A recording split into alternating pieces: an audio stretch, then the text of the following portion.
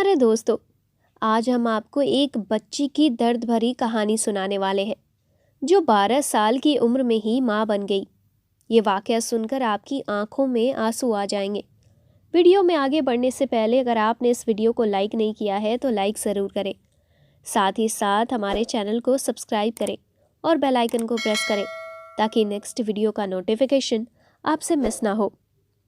Video में बोले गए नाम बदले हुए हो सकते हैं।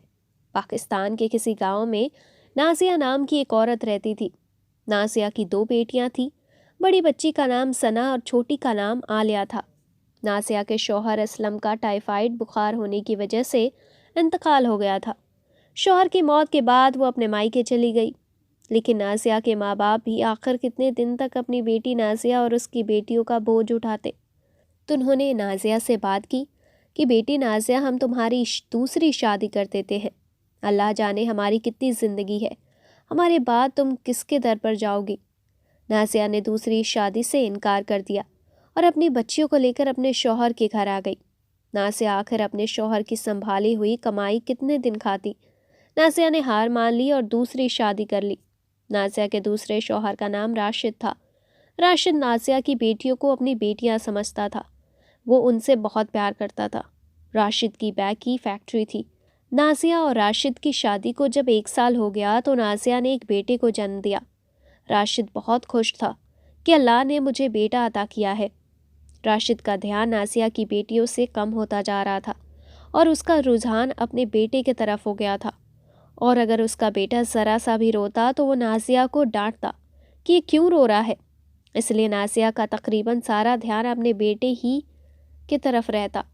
सना या आलिया जब भी अपनी अम्मी को कोई काम के लिए कहती तो नाजिया सना से कहती, बेटी तुम अब बड़ी हो रही हो, अपना काम खुद किया करो, साथ में छोटी बहन आलिया को भी देख लिया करो। सना अपने ज़्यादातर काम खुद से करना शुरू कर दिया था और आलिया को भी कपड़े पहनना देती थी और उसकी चोटियाँ बना देती थी। सना की उम्र तकरीबन 12 साल की हो गई थी और सना जिस बाजी के पास ट्यूशन पढ़ती थी उसकी शादी हो गई थी। सना स्कूल नहीं जाती थी क्योंकि नाजिया जिस गांव में रहती थी वहां पर कोई स्कूल न था।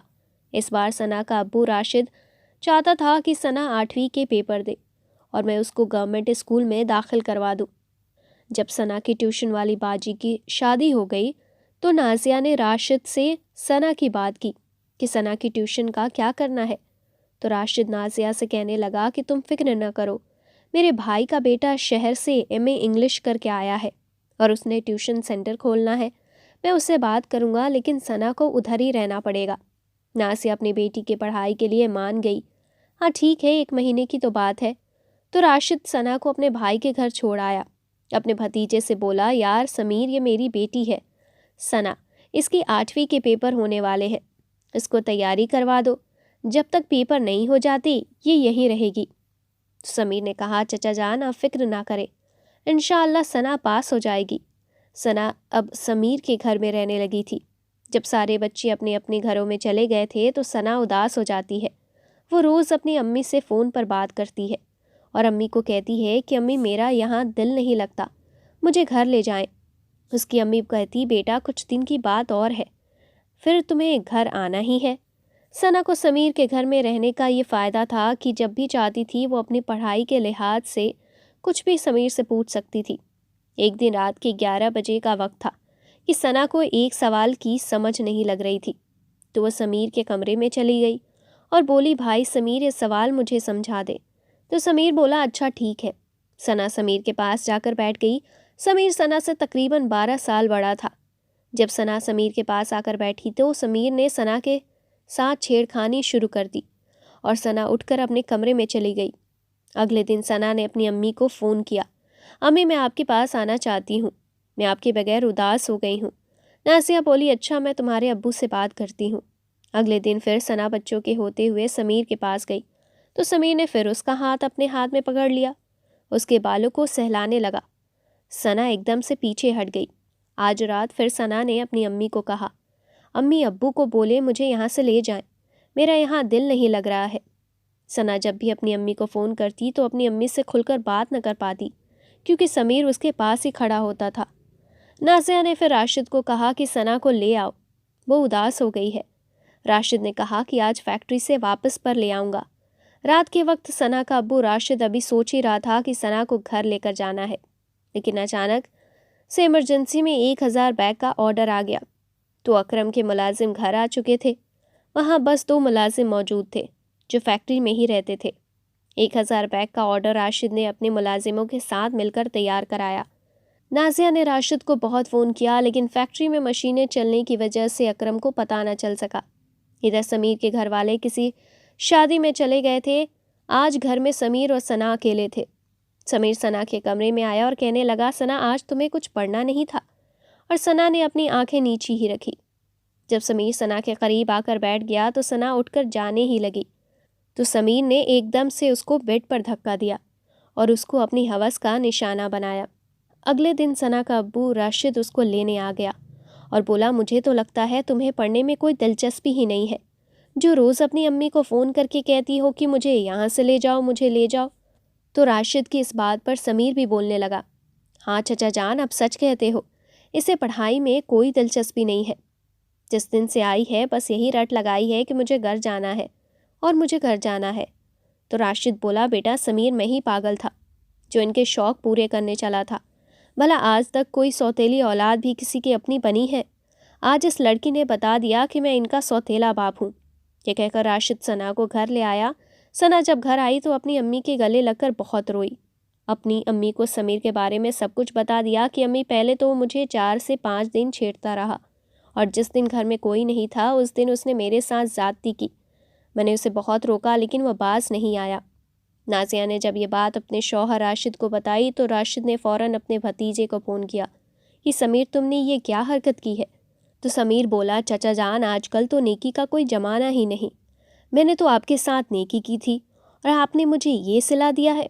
अल्लाह जाने कि आपकी बेटी कहाँ से मुँह काला करवा के आई है और आप उसका इल्ज़ाम मुझ पर थोप रहे हैं। राशिद ने उसकी ये बातें सुनी तो उसने नाजिया से कहा कि करवा दी ना मेरी बेइज्जती। मेरा भतीजा कह रहा है कि मैंने तो ऐसा कुछ किया ही नहीं है और ना ही मुझे इस बारे में पता है। फिर राशिद अपनी बेटी सना को कहने लगा कि ऐसा कुछ नहीं है, ये सब बस सना के ना पढ़ने के बहाने हैं, ये सब झूठ है। और राशिद ने सना के ऊपर थप्पड़ दे मारा और बोला, नहीं पढ़ने जाना है तो ना जाओ, कम से कम मेरे भतीजे के ऊपर इतना गंदा इल्ज़ाम तो ना लगाओ। ये कहकर राशिद अपने कमरे से चला गया। सना अभी 12 साल की बच्ची थी। उसके साथ जो सलूक समीर ने किया उसके साफ साफ अपनी अम्मी को बता दिया। वक्त गुजरता गया, तकरीबन 5 माह गुजर गए। सना के जिस्म में काफ़ी फ़र्क आ गया था। एक दिन सना की अम्मी उसकी हालत ख़राब देखी तो वो उसे अस्पताल लेकर चली गई। वहाँ जाकर सना और उसकी माँ को पता लगा कि सना माँ बनने वाली है। तो सना की माँ परेशान हो गई और सना को अपने सीने से लगा कर रोने लगी। नाजिया को समीर पर गुस्सा आ रहा था। वो सोच रही थी कि मैं समीर को नहीं छोड़ूंगी। तो फिर नाजिया ने डॉक्टर से कहा कि क्या हम ये बच्चा जाया करवा सकते हैं? तो डॉक्टर ने कहा कि नहीं माँ, उम्र बहुत कम है, अगर हम ऐसा करेंगे तो माँ और बच्चे दोनों की जान को खतरा है। नाजिया बहुत डर गई और घर आकर राशिद को सब बताया। तो राशिद बोला, मैं दोबारा भाई और अपने भतीजे से बात नहीं करूँगा। पहले ही जब मैंने फ़ोन किया था तो उसने मेरी बहुत बेइज्जती की थी। साथ ही राशिद ने कहा कि अब ये लड़की इस घर में नहीं रहेगी। तो नाजिया और सना रोने लगी और नाजिया कहने लगी कि नहीं ऐसा नहीं करो, राशिद तुम्हारी मेहरबानी है, मुझसे मेरी बच्ची को दूर ना करो, वो इस हालत में नहीं कि मैं उसे अकेला छोड़ूं। राशिद तुम्हारी मेहरबानी है, ऐसा ना करो। राशिद कहने लगा, नाजिया अगर तुम चाहती हो कि सना जिंदा रहे तो इसे घर से जाना ही होगा। मैं लोगों की बातें नहीं सुन सकता, लोग तो मुझे बुरा ही समझेंगे और कहेंगे कि सौतेला बाप था, दिखा देना अपनी औकात। हम सबके लिए बेहतर यही है कि सना इस घर से चली जाए और इसमें सना की भी भलाई है। फिर राशिद सना को अपने खाला के घर ले गया। राशिद की खाला कहने लगी, भला मैं क्यों इस बदनामी को ढेर को अपने घर रखूं? ले जाओ यहाँ से। अरे भाई, लोग मुझे पूछेंगे ये कौन है, तो मैं क्या बताऊंगी? मेरी भी कोई इज्जत है और वैसे भी मेरा तो उसके साथ कोई रिश्ता नहीं है। तुम तो फिर इसके बाप हो।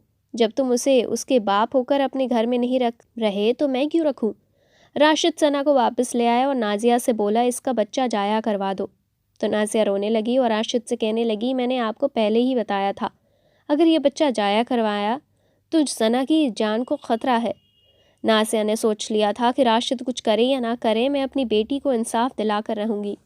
अगले दिन नाजिया सना को लेकर समीर के घर चली जाती है। जब नाज़िया समीर के घर जाती है तो वो अपनी चाची नाज़िया और सना को देखकर चौंक जाता है और समीर के चेहरे का रंग बदल जाता है। नाज़िया उसके चेहरे देखकर अंदाज़ा लगा लेती है कि इस कमीने ने ही मेरी बेटी के साथ ज़्यादती की है। समीर के माँ बाप कहते हैं, बहन बैठो। तो नाज़िया बोली, कुछ नहीं, मैं बस इधर से गुजर रही थी तो मैंने सोचा क्यों ना आपका हाल पूछती चलूँ। उसके बाद नाज़िया सना को लेकर घर आ गई। नाज़िया के जहन में कुछ चल रहा था, पता नहीं वो क्या था। नाज़िया ने अगले दिन समीर को फ़ोन किया और कहने लगी कि मुझे तुमसे मिलना है। जब समीर अपनी चाची नाज़िया के घर आता है तो नाज़िया बड़े प्यार से समीर से बात करती है कि बेटा, ये सना तुम्हारी अमानत है, तुम इससे शादी कर लो और इसे अपने घर ले जाओ। लेकिन समीर आगे से गुस्से में बोलता है कि चाची, आप किसी और का इल्ज़ाम मुझ पर क्यों थोप रही हो। तो नाज़िया भी गुस्से में बोली, ये किसी और का इल्ज़ाम नहीं बल्कि तुम्हारा गुनाह है और तुमने ये कबूल करना ही होगा कि ये गुनाह तुमने किया है। बोलो, तुमने मेरी बेटी के साथ ज़्यादती की है, वरना मैं सबको बता दूंगी। नाज़िया अपने मोबाइल में ये सब बातें रिकॉर्ड कर रही थी, लेकिन इस बारे में समीर को कुछ नहीं पता था। पहले तो वो माना ही नहीं, फिर अचानक गुस्से से बोला कि हाँ, मैंने तुम्हारी बेटी के साथ ज़्यादती की। बोलो क्या करोगी? मैं तो लड़का हूँ, मेरी तो कहीं न कहीं शादी हो जाएगी, लेकिन तुम्हारी बेटी की बदनामी होगी, वो अलग, और तुम्हारी बेटी के साथ कोई शादी भी न करेगा। जाओ बताओ, बोलो सबको कि मैंने तुम्हारी बेटी के साथ ज़्यादती की है। ये कहकर समीर वापस जाने के लिए मुड़ता है। नाज़िया को समीर की बात सुनकर बहुत गुस्सा आता है और नाज़िया पीछे से उसकी गर्दन में छुरी मार देती है और समीर की मौत हो जाती है। उसके बाद नाज़िया अपनी बेटी को लेकर अपनी बहन के घर आ जाती है और अपनी बहन को अपनी बेटी की सारी दुखी कहानी सुनाती है। नाज़िया की बहन को बहुत दुख होता है और वो नाज़िया की बेटी को अपने घर रख लेती है। उसके बाद पुलिस नाज़िया को समीर के कत्ल के जुर्म में पकड़ कर ले जाती है। राशिद को जब पता चलता है तो वो नाज़िया से थाने मिलने जाता है। जब नाज़िया से मिलता है तो उसे कहता है कि नाज़िया, तुमने ये सब क्या कर दिया। तो नाज़िया ने मोबाइल में की हुई रिकॉर्डिंग राशिद को सुनाई तो वो बोला, तुम मुझे बता दी तो मैं खुद उसे देख लेता। तो नाज़िया बोली, आपको बताया तो था, लेकिन आपने कुछ किया ही नहीं। मुझे अपनी बेटी की तकलीफ़ देखी नहीं गई, इसलिए बेटी को इंसाफ दिलाने के लिए सब मैंने किया। थाने के इंस्पेक्टर ने नाज़िया की रिकॉर्डिंग सुनी तो उसे भी बहुत दुख हुआ। फांसी और उम्र कैद की वजह नाफिया को 10 साल की कैद हो गई। उधर नाज़िया की बेटी सना ने एक मुर्दा बच्चे को जन्म दिया। सना की खाला उसे बहुत ज़्यादा प्यार करने लगी थी। सना की खाला जानती थी कि मेरी बहन नाज़िया बहुत तकलीफ़ों से गुजरी है, इसलिए उसने सना की शादी अपने बेटे के साथ कर दी और सना आज उस घर में खुशहाल ज़िंदगी गुजार रही है। तो दोस्तों, इस वाक़ये को आप किस नज़रिए से देखते हैं, हमें कमेंट बॉक्स में ज़रूर बताइएगा। साथ ही साथ अगर चैनल पर नए हैं तो चैनल को सब्सक्राइब ज़रूर करें और बेल आइकन को भी दबाएं ताकि नेक्स्ट वीडियो का कोई नोटिफिकेशन आपसे मिस ना हो। हम मिलते हैं नए वाक़ये के साथ नए वीडियो में, तब तक के लिए शुक्रिया।